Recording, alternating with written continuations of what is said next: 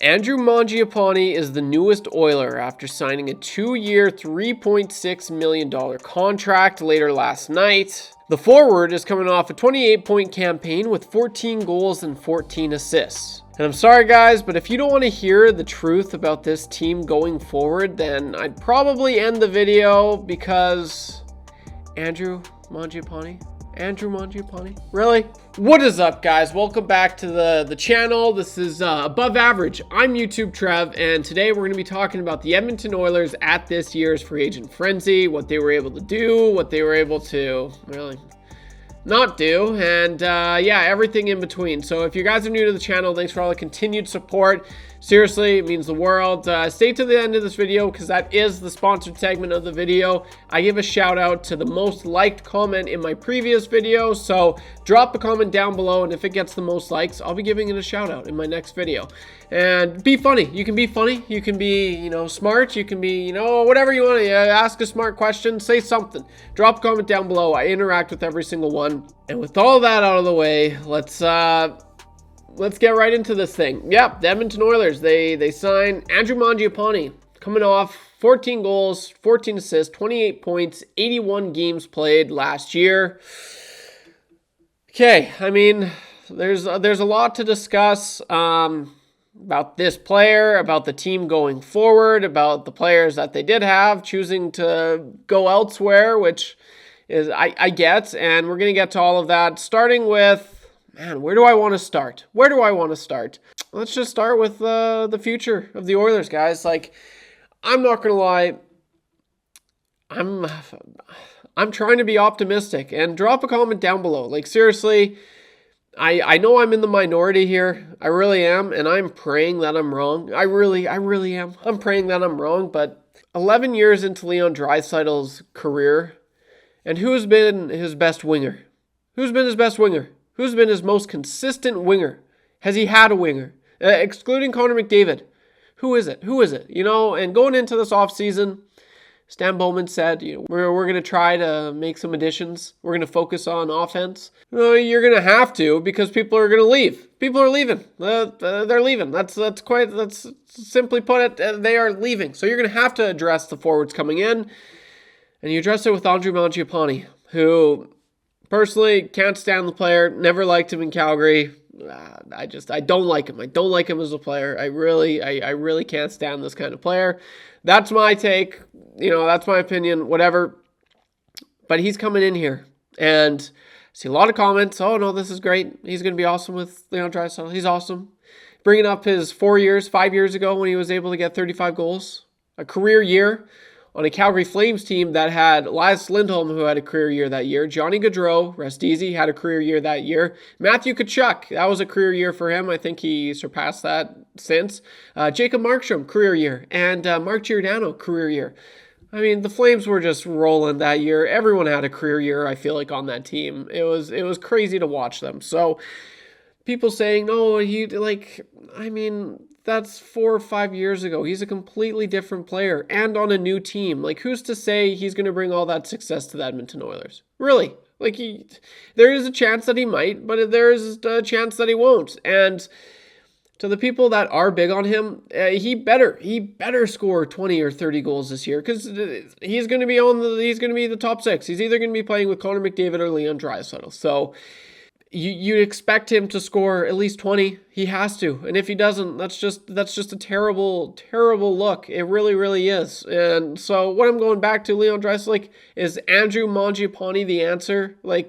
They said they were going to address something in the offense, maybe get their guy. I was big on getting a Brock Besser, and maybe that's why I was so annoyed that they ended up getting Andrew Mangiapane. I'm like, oh, what a downgrade that is. I just don't think he moves the needle. I really, really don't. And people, you see what happens sometimes. Players find success in teams, and sometimes they don't. And that was kind of being brought up at work today. People, oh no, he can go back to that. No, Jonathan Huberdeau was traded in a year that he had 115 points, and the next season he didn't even get half of that.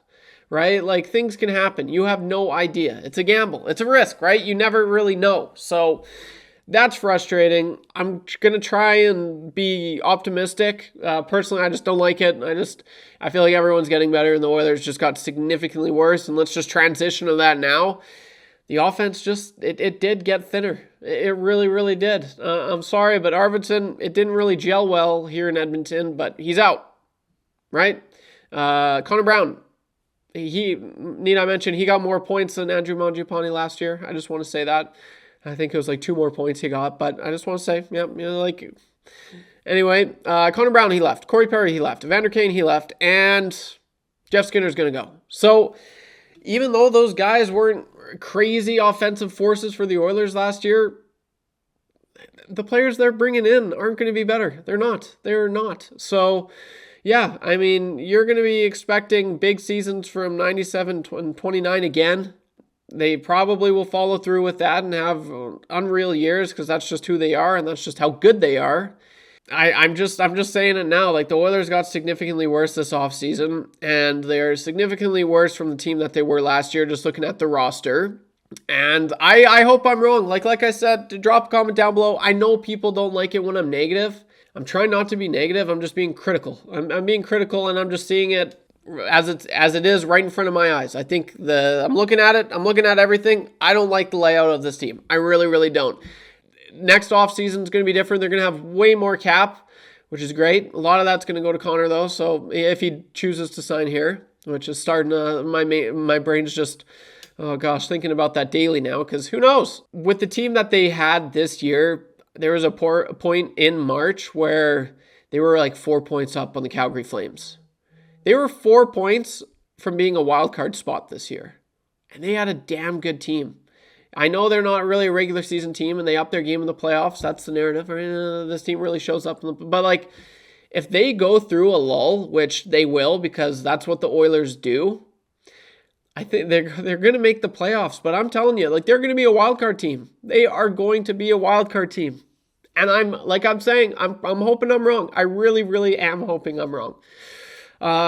Another thing that just rubbed me the wrong way is the players choosing, mainly Corey Perry, man. Like, I'm sorry, you've got over $100 million in career earnings, and you say you want to win, but you choose to re-up in LA for $1 million more.